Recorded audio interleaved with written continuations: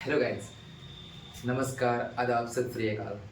मैं MTech student के लिए जो एमटेक करना चाह रहे हैं, अभी अभी फाइनल ईयर में उसका कंप्लीट हुआ एमटेक, या तो मतलब बीटेक इस साल कंप्लीट होगा। मैं उसके लिए बहुत ही एक अच्छी अपॉर्चुनिटीज के सामने लेकर के आया हूँ।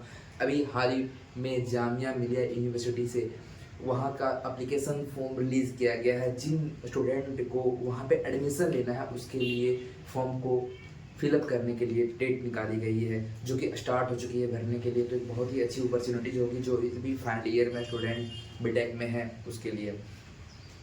हम लोग जानते हैं कि एमटेक करने का तरीका, सबसे पहले हम लोग को एमटेक करना है तो गेट का एग्ज़ाम क्वालिफाई करना पड़ेगा।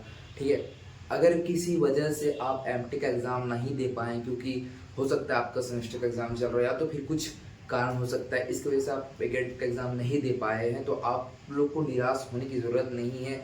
जामिया मिलिया यूनिवर्सिटी ने एप्लीकेशन फॉर्म रिलीज़ कर दिया अपना, वहाँ पे एडमिशन ले सकते हैं विदाउट गेट स्कोर कार्ड। उसका प्रोसेस ये होता है कि अगर आप गेट का एग्ज़ाम दे दिए हो, ठीक है, और वहाँ पे आप एडमिशन के लिए जाते हो, तब भी वहाँ के एंट्रेंस एग्ज़ाम निकालने के लिए फॉर्म को फिलअप करना पड़ता है। उसका प्रोसेस है कि 100 मार्क्स का होता है। अगर यदि आपके पास गेट का स्कोर कार्ड है तो आपको वहाँ से 60% का वेटेज मिल जाता है। 15% आपको वहाँ का एंट्रेंस से लेना पड़ेगा और 15% पर्सनल इंटरव्यू होता है, जो कि हर चीज़ के लिए होता है। और जिसके पास गेट का स्कोर कार्ड नहीं है, वो गेट का एग्ज़ाम नहीं क्वालिफाई, मतलब एग्ज़ाम नहीं दिया है, तो वो उसके लिए डायरेक्टली 100 मार्क्स का एग्ज़ाम वही सेम प्रोसेस होता है, लेकिन उसका 15% के 60% की जगह से 85% को वेटेज किया जाता है और 15% पर्सनल इंटरव्यू की तरह से किया जाता है। ये हमारा वहाँ का सिलेक्शन प्रोसेस है, राइट। अब वहाँ हम लोग अगर एमटेक में एडमिशन ले लेते हैं तो वहाँ पे क्या प्रोसेस है, वहाँ का क्या फैसिलिटीज़ अवेलेबल है।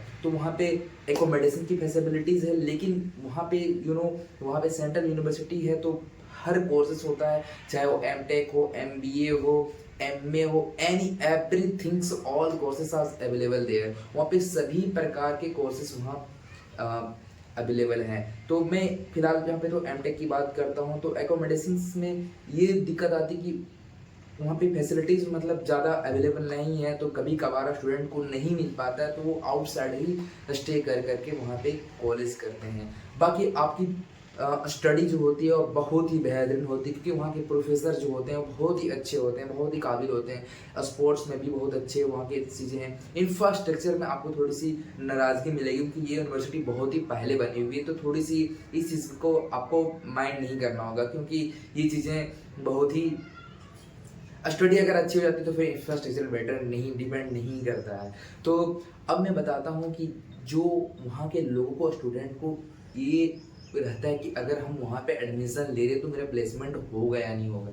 तो मैं आपको इस चीज़ का क्लियर कर देता हूँ कि वहाँ पे प्लेसमेंट उतनी अच्छी नहीं है, खास करके मैकेनिकल वाले इंजीनियरों के लिए। मैकेनिकल इंजीनियरों को कभी कभार कंपनी वहाँ पे नज़र आती है, अंदर नहीं आती है।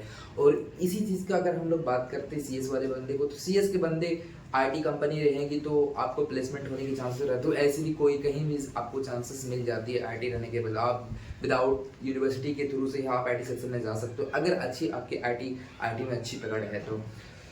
अब रही बात कि अगर प्लेसमेंट नहीं रही यहाँ पे, तो क्यों हम ले उस जगह पे, हम क्यों वहाँ पे एडमिशन लें। तो बात ये है कि अगर आपके पास गेट का स्कोर कार्ड है, आपको लोअर एनआईटी कॉलेज मिल रही है, तो आप उससे बेटर है कि आप जामिया मिलिया यूनिवर्सिटी में ही एडमिशन ले लें, क्योंकि लोअर एनआईटी से बेटर आपको उस जगह पे मिलेगी। वहाँ की सैलरी स्ट्रक्चर यह है कि वहाँ पे सैलरी स्ट्रक्चर जो होती है वो लगभग 30 से 32 हज़ार का फी होता है स्पॉन्सरशिप पर, और अगर यदि नॉन स्पॉन्सरशिप मिल जाता है तो फिर वो हाफ प्राइस में सीट मिल जाती है। अब इसमें दोनों में डिफरेंस क्या है, राइट। अब कुछ सीट ऐसे होते हैं, हम मेरे ख्याल से वहाँ पे लगभग 100 सीट अवेलेबल है, जो कि उसमें से 25 जो सीट होती है वो वहाँ के जो स्टूडेंट बीटेक कर रहे होते हैं उसके लिए रिजर्व होता है। बाकी 25 हमारे अदर्स में अवेलेबल रहता है, और 25 उसमें से कुछ 15% हमारा एनआरआई के लिए अवेलेबल होता है, जो कि बाहर से आकर के उस जगह पे यूनिवर्सिटी में एडमिशन लेना चाहते हैं, तो 15% वो आरक्षित रहता है। बाकी जो हमारा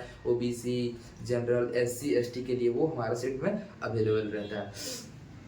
तो अगर यदि आप एडमिशन लेना चाहते हो तो सबसे पहले आपको अप्लीकेशन फॉर्म भरना पड़ेगा, जो कि डिस्क्रिप्शन के नीचे दिया हुआ है। वहाँ पे मैं फॉर्म को अपलोड कर दिया हूँ, जो कि वहाँ पे आप क्लिक कीजिएगा तो आप डायरेक्ट जामिया मिलिया यूनिवर्सिटी का वेबसाइट पे जाके ओपन कीजिएगा। वहाँ से आप रजिस्टर करके पेमेंट जो भी होगा वो आप कर सकते हैं। बाकी अगर आप चाहते हैं